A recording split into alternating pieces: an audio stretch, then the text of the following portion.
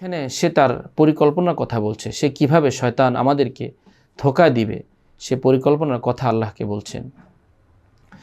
সুতরাং শয়তান কিন্তু আল্লাহ তাআলার কাছ থেকে ওয়াদাই নিয়ে আসছে, সে কিয়ামত পর্যন্ত তার হায়াত থাকবে, সে বেঁচে থাকবে এবং সে আমাদের ডানে বামে উপরে নিচে যেভাবে সে পারে আমাদেরকে ধোঁকা দেওয়ার চেষ্টা করবে।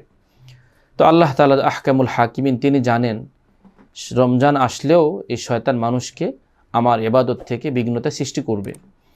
এই জন্য আল্লাহ তাআলা মানুষের ইবাদতের জন্য, আল্লাহ তাআলাকে সন্তুষ্টি করার জন্য এই শয়তানকে পবিত্র মাহে রমজানে শিকল বেঁধে তাকে আবদ্ধ করা হয়, যাতে মানুষ ইবাদত সহজে করতে পারে, শয়তানের অপবিত্র কুমন্ত্রণা থেকে সে বেঁচে থাকতে পারে, আল্লাহ তাআলার নৈকট্য সে দ্রুত সহজে অর্জন করতে পারে।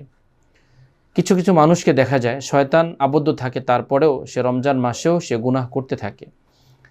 আসলে দেখুন, এখানে শয়তানকে তো আবদ্ধ করা হয়েছে, এটা ঠিক, শয়তান সরাসরি মানুষকে ধোঁকা দিতে পারে না রমজান মাসে, কিন্তু আমাদের মানুষদের মধ্যে কিছু কিছু যারা এরকম অসৎ পথে চলে, যারা গুনাহ করে, রমজান মাস পেয়েও যারা পাপাচারে লিপ্ত থাকে, তাদের মনের যে নফসে আম্মারা, খারাপ একটি দুষ্ট মন রয়েছে, যেটাকে শয়তান, ছোট শয়তান বলে, এই নফসে আম্মারা তো আমাদেরকে ধোঁকা দিয়ে যাচ্ছে।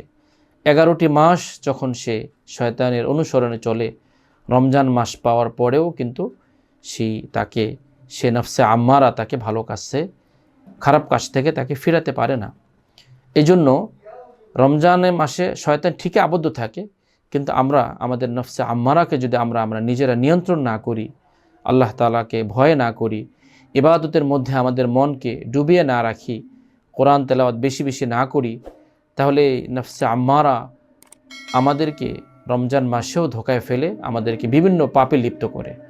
এজন্য আল্লাহ তাআলার কাছে আমরা বেশি বেশি দোয়া করব, চেষ্টা করব।